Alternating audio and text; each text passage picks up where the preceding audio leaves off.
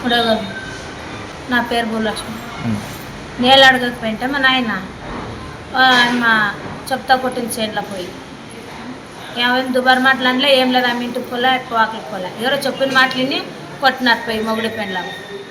వాళ్ళు ప్రభుత్వం ఉందని వాళ్ళు ఇట్లా కొట్టుకుంటూ పోతారా? చెప్పులతో కొడతారా ఎవరన్నా? పోలీసులతో కొట్టిస్తారంటే, ఇంకా బ్యాంకులతో కొట్టిస్తారంటే పిల్లంపిస్తాను అన్నాడు. అంటే మేమేం జరిగినా మేమేం మాట్లాడట్లేదా? మా నాయనకి ఏం జరిగినా సాగు బతుకుల్లో ఉన్నా కానీ వాళ్ళు కొట్టించేదా, నరికిచ్చేదా? ఏం చేరాకని పని ఏమన్నా చేసినామో వాళ్ళు ఏమన్నా? లేకుంటే ఏమన్నా రాజకీయంలో తిరిగినామా మేమేమన్నా? అక్కడి పక్క ఇక్కడి పక్క ఏమన్నా? మా నాయన అదే నోరు చచ్చినాడా, యాపద్దు ఎవరిని ఏం మాట్లాడలేదా? దంతా తింటా కాదు అని చెప్తా కొడుతున్నా కాంతతో ఉంటాడు ఎగ్స్ మేకలతో పొడుస్తాము, దంతా పొడుస్తాము. అదేమన్నా చేయరాకని పని చేసినాడా? ఏమన్నా ఎస్ఐతో కొట్టిస్తాడంట. ఇంకా చెప్తో కొట్టింది కాకనే ఇంకా ఎస్ఐతో కొట్టిస్తారంట, లేకుంటే బ్యాంకులతో పొడిపిస్తారంట. మేమేం తప్పులేదా? ఇప్పుడు తప్పు చేయలేదు. కొలైనాలు అడగకపోయింటే మా నాయన వచ్చి కొట్టినాడు. అడగరాదా మేము?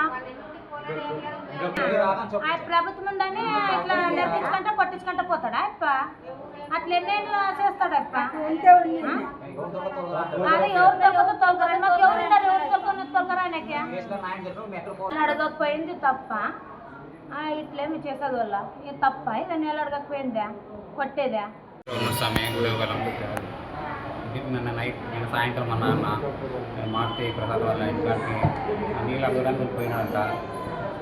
పోయింటే అది ఎవరో తిట్టినారని మా నాయన పైన చాడీ చెప్పినారు. ఆయన పైన మారుతి ప్రసాద్కి.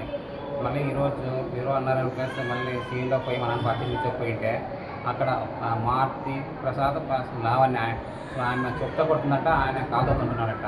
ఏమైనా ఎక్క తక్కువ అంటే ఇంకా స్టేషన్లో పోయి కానీ ఎస్ఐతో కొట్టిస్తానని అంటున్నాడు. బ్లాక్మెయిల్ చేసినాడు. నీకు ఎవరితో తోలుకరా అంటాడు. మేమైతే రాజకీయంగా ఎక్కడ లేమో, కానీ వాళ్ళకి ఇంకా తక్కువ బలరాజు పిల్లలకి చంపుతాను అంటే ఏంటి మా నాన్న పెద్ద పని చేయలేదండి. మేము అదే ఆయన ఏం నీళ్ళు అడగడం తప్పు. మెయిన్ పాయింట్ తాగడానికి అంతా స్కూల్లో సీనియర్లో చుట్టుపక్కల అందరూ ఉన్నా కానీ ఆ విషయం మా నాన్న అన్నీ తెలుసుకునే నేను బతికిందంటే వేస్ట్ కదా, వచ్చి చెప్తా కొట్టినారు కదా అని ఆయన బాధపడతాను తెలుసుకుని సూసైడ్ పాయిజన్ తీసుకున్నాడు.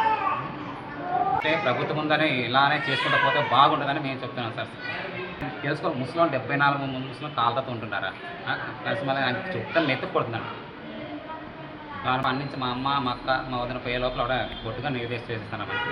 ఆమె సరే బాధ వచ్చేసి ఇంటికి వచ్చిన తర్వాత ఏదో పాయిజన్ డబ్బా తీసుకుని తాగేసాను.